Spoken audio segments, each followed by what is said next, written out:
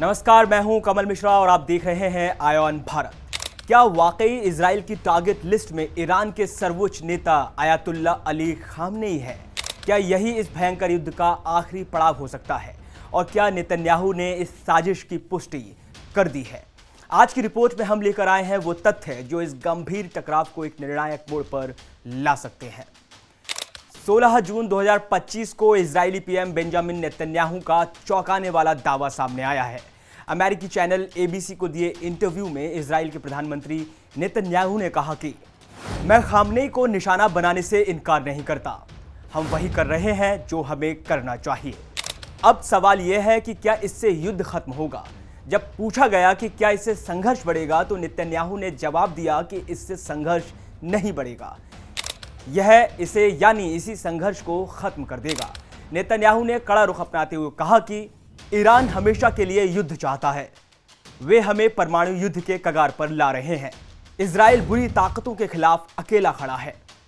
Israel चारों तरफ से मुस्लिम देशों से घिरा एकमात्र यहूदी देश है और यह चारों ओर से अपने दुश्मनों से घिरा हुआ है। इजराइल तमाम पड़ोसी दुश्मन देशों से अपनी खुफिया एजेंसियों के सहारे युद्ध के मोर्चे पर तैनात रहता है। इजरायली एजेंसियां ईरान में पहले भी IRGC परमाणु वैज्ञानिकों और मिलिट्री कमांडर्स को टारगेट कर चुकी हैं। ईरान के सुप्रीम लीडर खामेनेई की उम्र अब 86 साल है और खामेनेई ने दशकों से ईरान नहीं छोड़ा है, लेकिन मोसाद जैसी एजेंसी के लिए खामेनेई को अपनी टारगेट लिस्ट में रखना कोई मुश्किल काम नहीं है। अब सवाल है कि ईरान में खामेनेई की जगह आखिर कौन ले सकता है। फिलहाल सुप्रीम लीडर की जगह लेने वाला नाम अब तक साफ नहीं है और पिछले संभावित उत्तराधिकारियों को पहले ही मारा जा चुका है, लिहाजा ईरान में उनका विकल्प तैयार नहीं दिखता। ईरान कट्टर इस्लामिक शिया बहुल देश है। एक सवाल जो यहां उठता है वो ये कि ईरान में खामनेई के बाद राजनीतिक और सामाजिक परिस्थितियां क्या होंगी?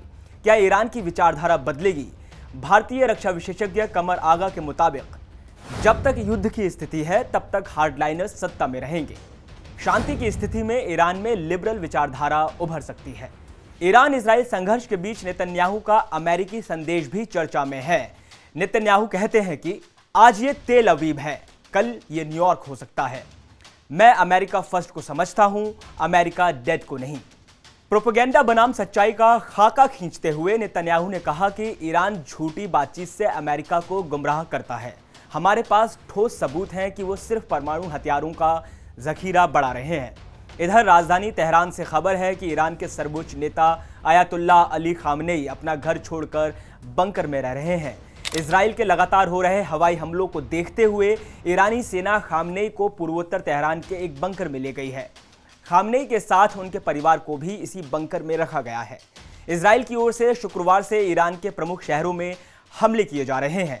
हमलों में खासतौर से ईरान के सैन्य और राजनीतिक नेतृत्व को निशाना बनाया गया है।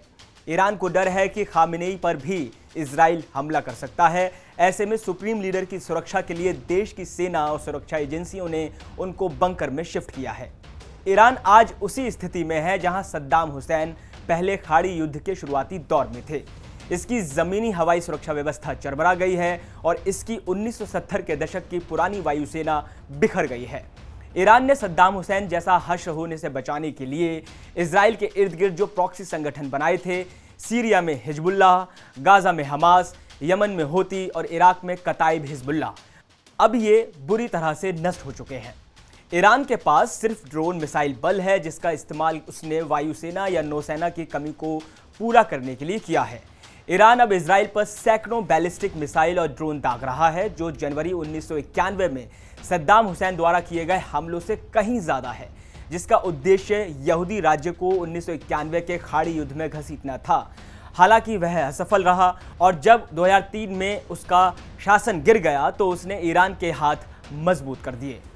अमेरिकी विदेश मंत्री मार्को रूबियो के मुताबिक ट्रंप साफ रूप से कहते हैं कि इजराइल उनकी योजना को लागू कर रहा है ताकि कमजोर ईरान को परमाणु हथियार न बनाने की शपथ पर हस्ताक्षर करने के लिए मजबूर किया जा सके। आपको बता दें कि इजराइल की दीर्घकालिक योजना ईरान में शासन परिवर्तन को प्रभावित करना है। तो क्या वाकई यह तीसरे विश्व युद्ध की तरफ बढ़ता एक और कदम है? क्या खामेनेई की हत्या इस युद्ध का क्लाइमैक्स बन सकती है? कमेंट पर अपनी राय जरूर बताएं। साथ ही अपने चैनल आयन भारत को सब्सक्राइब करें, बेल आइकॉन दबाना ना भूलें ताकि अगली रिपोर्ट सबसे पहले आप तक पहुंचे। नमस्कार।